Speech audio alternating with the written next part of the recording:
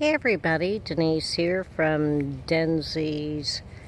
I'm calling myself Denzi's more than just orchids since I don't have any more orchids, but I'm gonna walk around out here.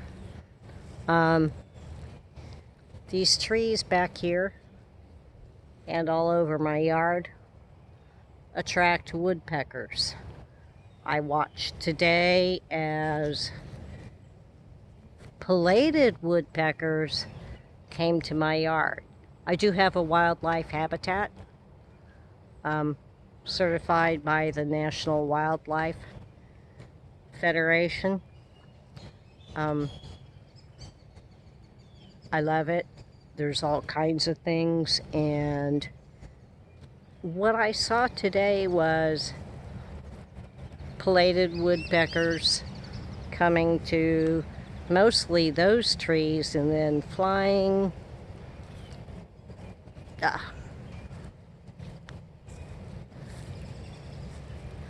over here to this tree. I'm not seeing a nest. Now, I don't know if they're starting to build one or they've got one and I just can't see it. Who knows? But it was such a joy to see. And there's berries on this. And this is a wild, I can't remember what it's called. Mulberry, I think. This is my neighbor's yard. It's not been built on. But anyway, the other thing is, I have these trees here. They're river birch trees that slowly die. But the pileated woodpeckers love them. And I think there just might be a nest up there. Can you see that cavity? Not pileated, I'm sorry. Red-bodied woodpecker. And it looks like they've been trying to build a home in all kinds of places. They really love these trees.